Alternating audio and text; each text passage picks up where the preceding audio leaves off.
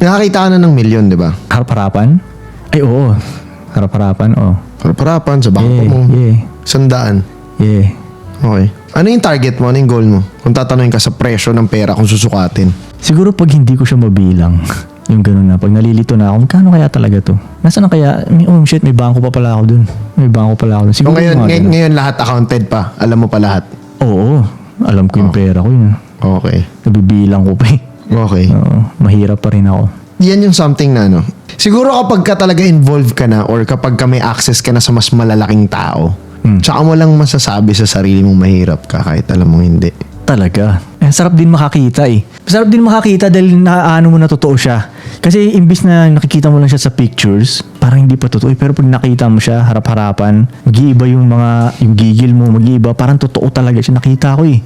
Iba yun sa pictures at sa totoong buhay eh. Ganun. Parang yung dati nung hindi pa ako nakakita ng mga bahay sa rich neighborhood talaga. Kasi ang nakikita ko lang yung mga medyo rich neighborhood na bahay. Akala ko yun na yun.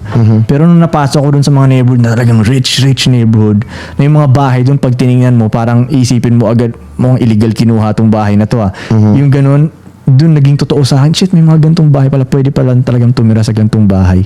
Gusto ko yung ganyan na klaseng bahay at neighborhood. Dahil nakita ko siya. Kung hindi ko siya nakita, hindi ganun yung pag-iisip ko. Isa yan sa mga solid na mixtape na trip ko. Rich neighborhood. Okay, alam mo, nung sa paligid ko. Pero nung sinulat ko yung rich neighborhood, akala ko rich neighborhood yung tinirahan ko nun. Yung pala? Hindi pa pala. Nakakita ako ng mas rich. Holy shit. Ito ang rich neighborhood. Yun, kaya maganda rin makita mo talaga siya eh. Malalaman mo na marami kang marirealize ba.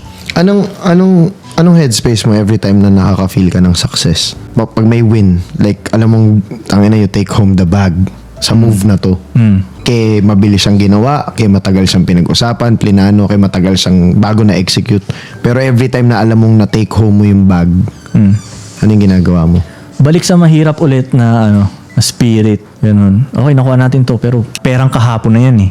Ngayon wala ulit tayong pera. Bakit ganun? Para lang hindi ako masyadong makomportable doon at isipin kung paldo na ako. Ganun. Ngayon, kahapon na pera yan. Zero ulit tayo ngayon. Kaulit tayo ng bago. Mas masarap yung ganung feeling eh.